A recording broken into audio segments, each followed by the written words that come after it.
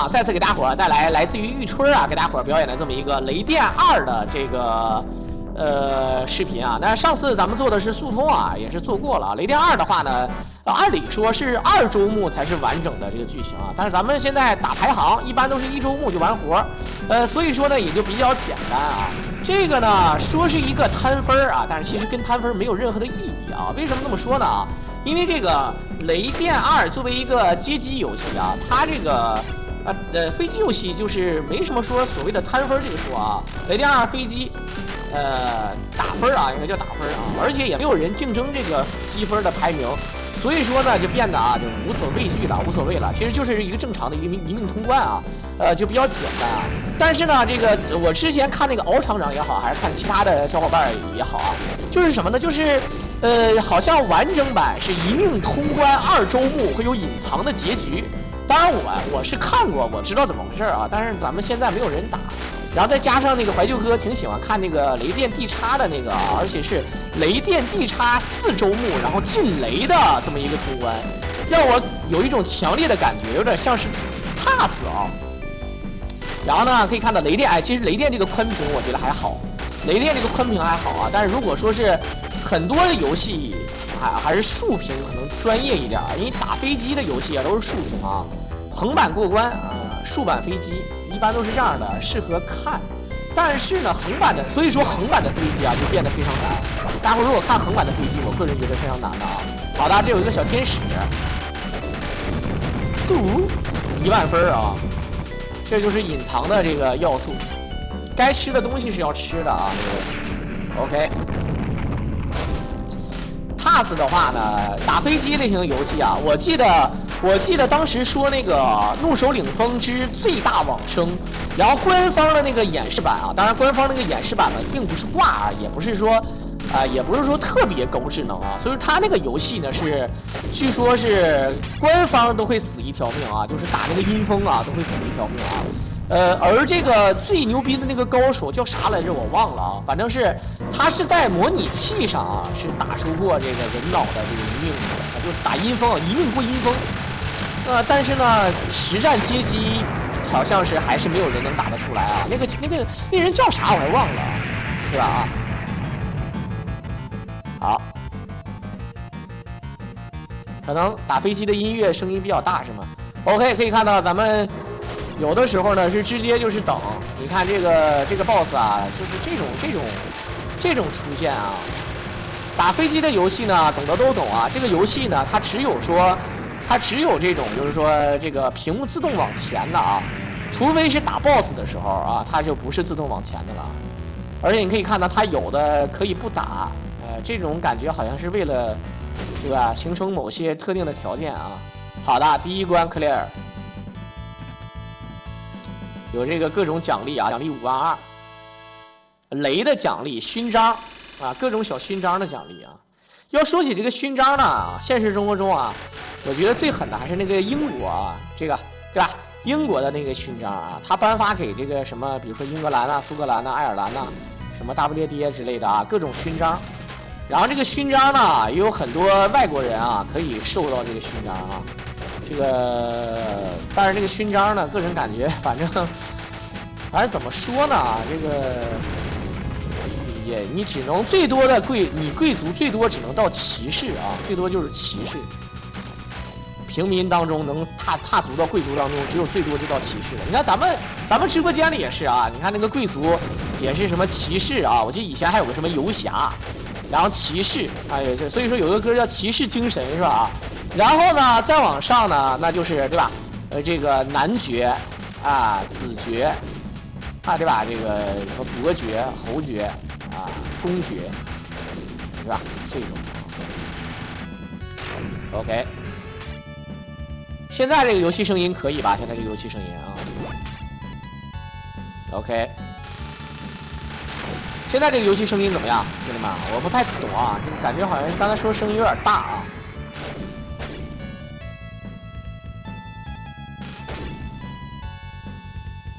感觉像他们玩这个打飞机类型的游戏啊，第一呢，本身就是说这个操作啊就非常稳。第二呢，你看它都是属于背板啊，其实也谈不上说背板，就即便是不背板，人家也玩的也好。但是你看这个怪还没有出现，就集火就给他秒了，对吧？怪物没出现就集火给秒了，这点是非常变态的。你看啊，是吧？他知道哪个怪刷在哪儿，这基本上没法说。而且现在火力基本上都满了。你看啊，这个是5啊，对吧？4乘以5行散弹，然后呢外加3个这个导弹系统。如果想摊分的话，肯定是把所有的分数全吃掉，然后雷都留着啊。能吃的勋章肯定是要都吃的啊，对吧？基本上是这个路子啊。能打的分必须要打。有的游戏其实你背板也没有用，但是其实相反啊，无论是东方系列啊，还是那个怒手领风系列，还是什么那个超长空少年什么这种，我个人感觉这种类型飞机类型游戏呢，难吗？难，很难吗？很难。但是呢，没有大伙想象中的，那么难。它只是变态啊，就是它难肯定是难啊，而且非常难。就是它那个飞机不像咱们现在这个飞机，咱们现在操作这个飞机，你要是中招了，你就死了，对吧？你懂我意思吧？你说死就死了。但是呢，那个呢，你看起来好像是咱们飞机挺大的，其实呢，这个小翅膀或者啥挨干的，就是受到那个子弹的时候是没事的。咱们就真正只有这么一个小点儿啊，就咱们就那个小点儿不能受到子弹打，哎，只要那个小点儿不被打着就没事了。就是它，哎，它不像你们想的那么恐怖啊！我那么一个飞机，那子弹密密麻麻的，怎么躲过去？它是怎么躲过去的啊？事实上，它就是生躲，我觉得，因为它那个飞机，其他的地方不会挨打的啊。好，来看这关用散弹深刻啊。散弹深刻的这么一个关卡，根本就不用慌啊，一顿突突啊。这要说起叫雷电，小的时候你们玩过一个游戏叫雷龙，玩过没有？真的啊，我一直找不到这个游戏啊，叫雷龙。你无论是什么空战之路啊，什么雌虎战机呀、威虎战机呀，对吧？这我都有印象，但是这个雷龙我不太清楚它是不是盗版，或者说某一个游戏的一个改版啊，我忘了。我只能说那个雷龙，我感觉好像贼好玩，好多人去挑战那个游戏的啊。OK， 第2关直接过了啊。那个游戏厅老板就说，雷龙如果谁能雷龙，就是1币通关了，哎，奖励20个币，啊，奖励20个币。然后呢，还有一个街霸啊，如果你能用拳王通关了，奖励20个币，一个改版的那个街霸2啊。也不是降龙版啊，是另外一个版啊，就是这个版也很，那时候版很多啊，什么彩虹版啊什么的 ，YYC 版啊。然后它那个版本就是说，如果你能用那个拳王啊，你能通关啊，还不是通关，必须打出照片啊，奖励20个币。那我们那个游戏厅里面有非常多的奖励啊，非常多的奖励，比如说你能1币摊分到1000万，奖励20个币。就是那个三国战记，你能1币，现在好多人都能了啊。现在最牛逼的人可以摊到1200万，当然啊，在游戏厅不能啊，因为它没有空阵。但是，1000万以上啊，随随便便了啊，就是现在三国战记嘛啊。所以说，1币投摊，他是怎么看的呢？因为1币后面不用接币嘛啊，就是你1币摊，很多人说那2个人呢不行，你就得1个人玩，你必须得1个人玩，然后摊分摊到1000万才行。那你2个人玩，那克顿输那不行。好，武装飞鸟是啥呀？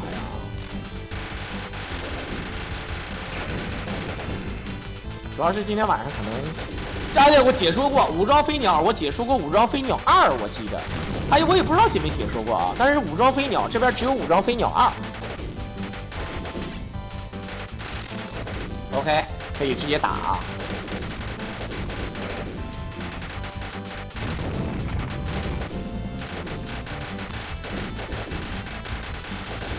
好，其实好多人都说雷电的 BOSS 是那个大钻石，是吧？每次一打这个外星人，钻石就飞走了。感觉他这个火力搁你们玩也非常的猛，是吗？这种游戏我个人感觉也是看起来好像挺简单的，其实没大伙想象中那么简单。而且类似于像这种游戏，我觉得最难受的点是啥呢？就是你如果不小心死了，对吧？如果你不小心死了，然后呢，你的子弹的这个能力啊，就 power 啊，就变得就初始，虽然说死了爆的时候，有的游戏会给你爆出一些这个子弹让你补给一下，对吧？你吃完之后还能再补给，但大多数是不能不能像当初那种感觉了，所以说这是非常难受的啊。好，来雷电，兄弟们，这个很多人说这个游戏为什么要叫雷电啊？哎，这个子弹才是 YYDS， 你看。非常像小狼身体的某一个部位啊，可以咔咔就缠腰上。你看，这个子弹真是啊，就这过瘾啊！当时做飞机类型游戏怎么能想到有这种子弹，过瘾！这个大鞭真长啊，这个啊，沙龙曼蛇是沙罗曼蛇啊。好，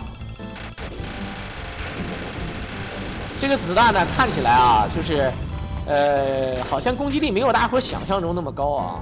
按住了之后，直接就打。来，我们看看这关的 BOSS， 音乐一变啊，这个 BOSS 就来了。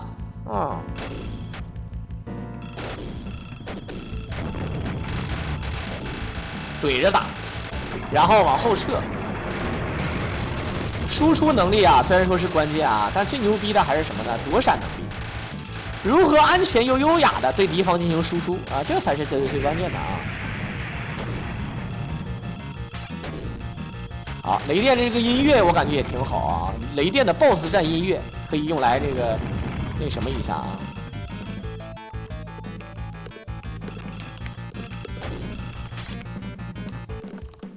好，第3关 clear 啊。其实这个游戏也就简简单单啊。我是个人感觉就是什么呢？就是如果挑战飞机类型游戏呢，有几个门槛。第一呢，就是小的时候咱们玩那个啊1943啊。是什么？包括像那个加纳战机呀，对吧？宇宙巡航机啊，对吧？什么超时空要塞啊之类的啊，对吧？就这种类型的游戏。然后街机的话，入门就像什么空战之路啊，什么威虎战机呀，这种啊就比较熟知的啊。还有像什么彩晶系列，对吧？这个但是呢，横版的飞行射击游戏啊就非常皮了啊。对吧？你比如说，你他妈玩那个最终任务，还有横版，我一直认为横版这个人脑基本上不能达成一命通关的游戏啊，叫做这个彩晶的出的这么一个游戏，叫做什么呢？叫做《战国之恩2代》，对吧？1命2周目，到目前为止没有任何人能完成，唯一一个完成的是1臂2周目啊，困难难度，而且用的是隐藏人物的阿银。普通难度的1臂2周目呢是用的那个机甲人啊，用的机甲人，但是呢1命通关到目前为止没有任何人打得出来啊，我也不知道为啥。那个游戏我玩过，我知道很难。雌虎战机，对，刚才我说嘛，威虎战机、雌虎战机都有啊。你们知道那个就是可以一上来可以选择2种模式啊，2个球在你飞机的正前方啊，这是第1种模式。可以选择第2种模式，那个球呢随机在你那个身上转啊，2个球。这个球有什么好处？可以帮你挡子弹，懂吧？其实还是这个散弹比较实惠一些啊。OK， 变成红色一吃，直接5万分。这个雷不用雷，然后把雷吃的这个冒样了之后呢，再吃雷啊，加分加得多啊。这加分肯定是过瘾的。因为如果速通的话，该放雷是肯定要放雷的，对吧？所以说如果打分的话，肯定是留一手雷，是吧？相当于进雷了啊，是不是啊？对吧？你毕竟你最后结算的时候，雷也能给你加分，而且你雷满了之后吃雷也能再加分，非常的爽啊。好。街机也就90年代初火那段时间，这个逍遥游你是不是进错宇宙了啊？你那个是啥宇宙啊？你那是618宇宙吗？我懵了啊！街机是什么时候开始火呢？90年代末开始火的啊，是最火的。但是大家伙都知道啊，这个日中则仄，月满则亏，对不对？最火的时候就是开始走下坡路的时候，它一直走到了2001年。直到各地的网吧、电脑屋全部兴起了之后，它就已经开始没落的到中段了，但是还是有一战之力。直到很多网游出来，从最开始的论坛游戏文字江湖，到这个对吧？传奇什么千年啊，种种，再到后期包括奇迹啊，再到后期啊什么啊梦幻西游啊、大话西游、乱马七糟啊，各种什么热血江湖啊，就是反正你能想得到的啊全出来了。然后游戏厅是越来越不行，越来越不行，越来越不行，是这样的。最火的年应该就是99年，还有2000年。2000年的时候，电脑屋反正是，对吧？网吧还没有特别的普及，而且呢，说白了，玩游戏机很便宜，而且很好玩。电脑屋玩不起，电脑屋玩呢，也就玩个什么红警啦，仙剑啦，金庸群侠啦，还有一些其他的游戏啊，对吧？游戏比较还是稍微单一一点，而且还必须得配合玩，对吧？比如说你玩 CS 啊，对吧？这个就有的时候有的人3D 眩晕症玩不了啊，对吧？哎，我是不是我这个3D 眩晕症好像在暗示什么东西呢？啊！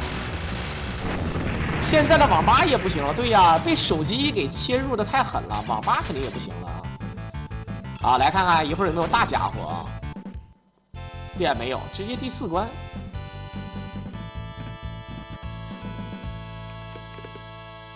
当当当当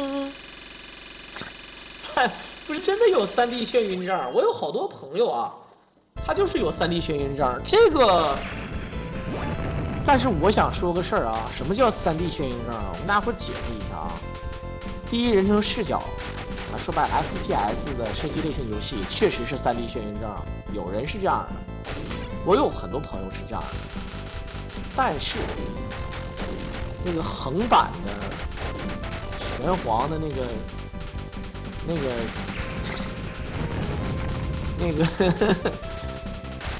我只能说它是2D 的它甚至不是什么2.5D，它就是平面游戏啊，我不知道大家伙能不能理解。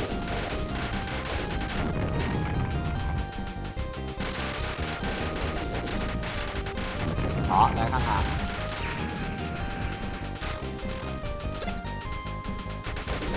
其实还有3D 眩晕症的人玩那个游戏也不会晕的，比如说第3人称射击游戏，他也不会晕啊。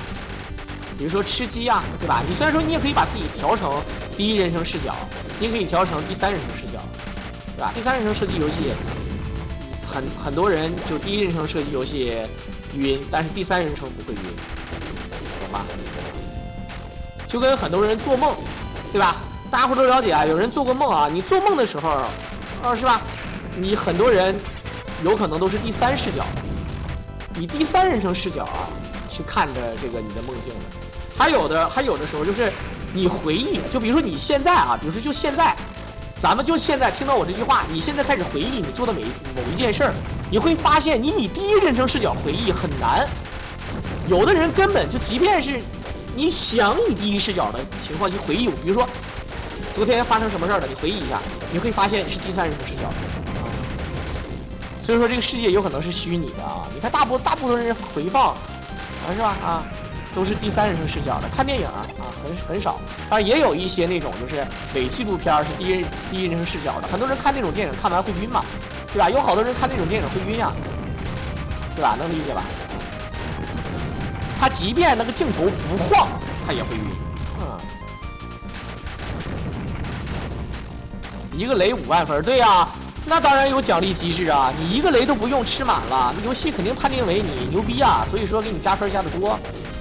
一般游戏做这些挑战是很有用的，好多游戏主机，对吧，都要设计一些什么奖杯成就对吧，来促使玩家在玩这个游戏。你比如说这个游戏，很多人玩这个游戏对吧，比如说花100块钱买个游戏，结果玩2个小时玩完了，都无聊，对吧？很无聊所以说碰见这种情况呢，直接就是一手这个，对吧？直接就是一手这个有成就有挑战，让你觉得买这个游戏值得，多玩一段时间，让你觉得这100块钱没白花，对吧？要不然玩着你拉嘚了好，哪种电影？其实第1人称视角的这种电影呢，很多伪纪录片都是我就不多解释了，很多伪纪录片都是你比如说你像恐怖录像啊，叫死亡录像啊，还有恐怖录像带，然后很多那种扛着摄像机的那种，其实就是扛着摄像机的或者身上带那个摄像机的啊，都是的啊。这种电影现在也非常多啊，但是已经快过时了啊。像之前咱们看的那个韩国那个电影叫什么？叫《昆池岩》啊，也是利用这种手法啊，它里面大多数的恐怖镜头都是用第一人称视角完成的啊，说起到另类的恐怖。现在呢，这种恐怖比较少啊，现在呢基本上就是越来越没有什么新意了。但是好多人都喜欢看什么呢？看那种桌面电影啊，就控制一个电脑，一个桌面的恐怖电影啊。当然我狼现在可以写一个手机的恐怖电影，我觉得挺好。拿手机跟人视频，然后发生的恐怖故事，我觉得是可以的啊。好，当然这是一种啊，还有一个就是跟大家伙讲啊，就是刚才你看每次打 BOSS 之前都有一个红色的水晶飞走了啊。咒的话呢，它20-30%是这种吧啊，它有很多都不是第一人称视角的啊。桌面电影现在是主流啊，恐怖电影的话是桌面电影，跟大家伙讲一个啊，比如说解除好友1、解除好友2，还有网络迷踪，这都是比较优质的这种啊。还有前两天看一个叫网诱惊魂，网络的网，诱惑的诱，惊魂啊，就是说欧洲很多的女性啊被骗去某些地方我不能说啊，然后呢被骗去了之后呢，这个就被卖了啊。好多人呢就想要对吧想要皈依或者想要怎么地，但是呢很多人会说那我不太懂啊，你说的是什么啊？我不多说啊，大家伙可以看啊，《网诱惊魂》恐怖片，豆瓣评分9点几了啊，7点几啊，是可以看的。但那个电影呢，大家伙不要带着智商去看啊，因为那个电影的女的是没有智商的。好，可以看到直接升到宇宙上了，兄弟们啊，直接升到宇宙上了。升到这个网诱惊魂那个电影啊，就是女主的智商比较堪忧，但是其实它有很多地方是暗示给你的，可能咱们不太了解这个欧洲的女性可能尤其是对吧就是她其实还是我能理解我不知道大家可能不能理解我说的她那个如果你看了剧情你能理解他，但是你知道他智商很低就好了但是你能理解他就是这个意思但是呢，说是恐怖片但是结局呢并没有那么阴霾他那个电影最后还好我个人感觉看完之后并不是特别阴霾但是呢，好人也没赢坏人也没输就说这个意思但是呢，看完之后呢，这个后背就会冒汗就会发凉，就觉得现实生活中非常的魔幻非常恐怖可以去看一看的没有刺激的画面，他讲的是一个女记者，然后拿着一个电脑，就是这个电脑呢有屏幕录像，就是就这个电脑屏幕录像发生的事儿，就是当然呢，就不说了如果有类似想法可以去看你比如说如果你看完那个解除好友了。那更应该去看而且还有一个恐怖电影，我觉得其实它的气氛营造的不错它是2020年的2019年是一帮人非常无聊疫情期间就一帮外国人女的全是女的就只有一个男的但那个男的呢是个配角后来也出现了也出现了。但是那个主要是一帮女的呢，这个想要玩在网络上玩碟仙他都现实生活中可能聚不到一起，然后在网络上玩碟仙玩这种招魂仪式结果挺有意思的电影叫啥我也搜一搜，我老是忘这些电影的名字因为可能看的太多了所以可以看一下的对，刚才那个是网络惊魂，然后我说的这一帮女的视频这个。我看看叫啥我得搜一搜这个不搜的话你是找不到的大伙能理解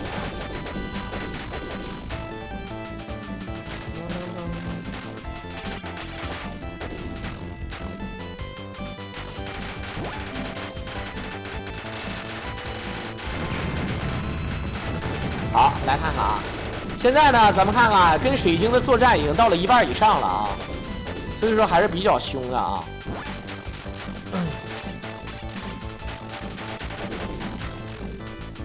当当当当当当当当。哎，那个电影叫什么来着？啊，叫什么什么连线啊？少看点电影，注意身体呀、啊。那个叫什么什么？致命连啊，叫什么？致命啥来着啊？就反正叫致命什么什么什么的可多了啊。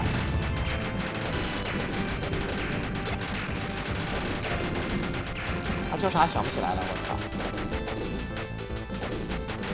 咒不是新版咒怨啊，咒其实，我个人感觉啊，作为咱们中国对吧，中国的恐怖电影啊，我个人感觉咒其实还算是不错的啊。但是呢，我不建议有信仰的人去看啊。如果说你有一些什么宗教信仰啊，或者说，你有一些忌讳啊，我建议你不要看啊，你不要说我坑你啊。但是如果你是一个恐怖片的爱好者啊，我建议你去看一看。挺好的，挺好的，挺好看啊。但是呢，这个如果有一些人啊，就比如说啊，本身就害怕啊，再加上觉得好像我狼你他妈坑我，我操啊，你妈诅咒我啥的啊，那我就建议你别看了啊。不是致命弯道啊，那叫我突然想不起来了啊。这个也是新电影，但是我忘了，这点啊有点这个。有点不太好意思了啊！但是我说剧情，我不知道有没有人能想得起来啊？当然，那个电影就纯是有一些灵异色彩的这个恐怖电影了，而这个解除好友啊，还有刚才我说的往右惊魂啊，那都是现实魔幻啊，它都是不是鬼啊神儿啊的这种。人体蜈蚣好像不止3部，人体蜈蚣啊，它就是纯恶心。人体蜈蚣是纯恶心啊，这种电影一般我不建议看啊，它越来越恶心了。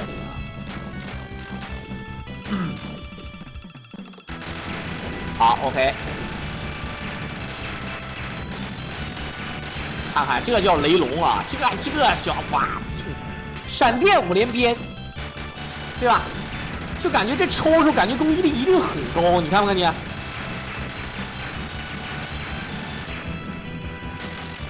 对战几个谍战的谍战去，谍战是最近韩国谍战比较火啊，最近看韩国谍战比较火，你就李正宰吧，演的特别多啊。虽然说评分啊也不是那么高，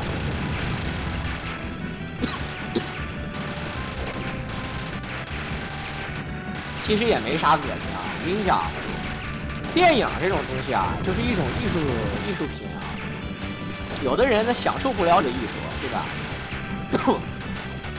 那你说人老八是不是看人体蜈蚣看得劲儿劲儿的？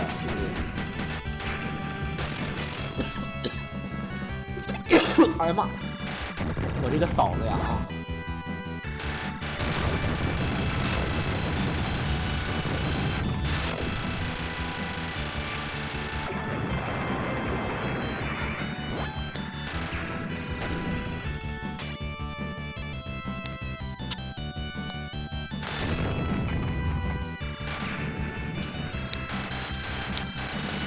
！OK， 来看看啊。没事儿，多吃点好吃的就缓回来了。咋的？这看完了还不吃饭呢？我印象当中，我那时候最狠的就是啊，那个寝室的人吃臭豆腐，然后他让我吃，我说我小时候吃过啊，我记得也挺好吃的，那我就尝一尝。我尝了一口，哎，尝了一口，然后我1个星期没怎么吃饭，饿逼了也不吃饭，然后1个星期胖了10斤，我也不知道为什么，诡异啊，诡异。导演的掉上啥大病？导演没有大病，问题是你有大病啊！导演都拍了第3部了，你居然看完了，那都是有大病啊！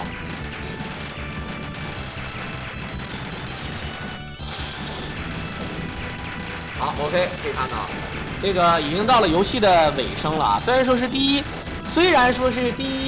周目的尾声，但是毕竟也是尾声了啊。OK， 一个小兔兔。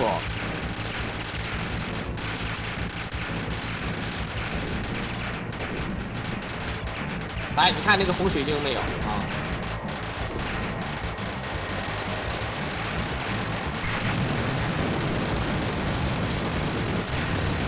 啊，一顿小突，就是一顿突突啊，跟着突突，你看。OK， 这你看有个小路线，看不看见啊？这小音乐啊，劲儿劲儿的啊。好，第7关 clear， 我靠！当当当当当当。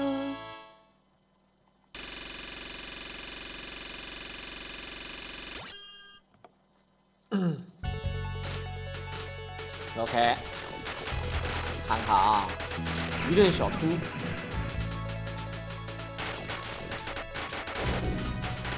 小音乐变得非常有希望的这种感觉啊！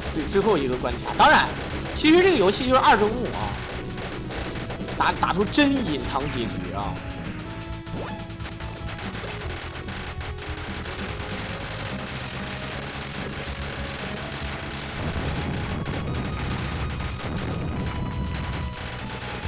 好 ，OK， 还是我狼直播间干货多，操！那种电影啊，在中国你都是上映不了的，不用想，它不是封不封杀问题，也不是说上映问题，说白了啊，你就在网上你也看不了啊。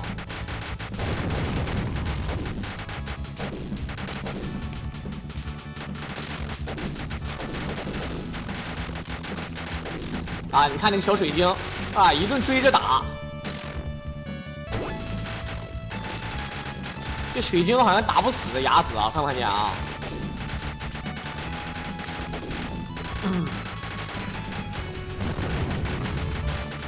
？OK，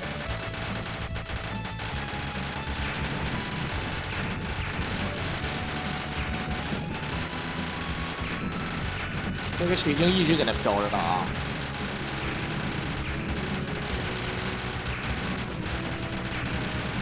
都是宇宙战机啊。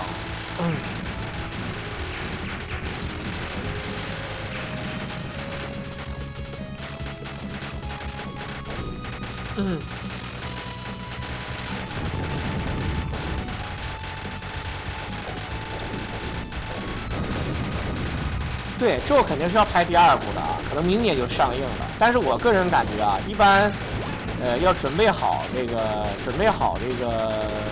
剧情，对吧？铺垫的好，早就有内心想法了，把剧本打磨好了，第2部拍的好。要不然啊，这个太赶，为了把自己的热度保持住，太赶这个进度的话，有可能拍出烂片啊，就砸招牌的啊，对吧？那大家伙都能懂啊。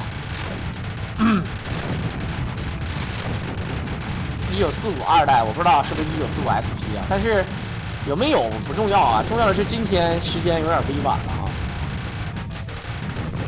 好，打爆！来看这个水晶，能召唤各种小水晶啊，这都是外星人啊，看一眼啊。有点，你记不记得那个《三体》里那个水滴？哎，你看，这都背板了，属于是，你看，他站在这个位置是无敌位啊，站的是无敌位，非常的变态啊。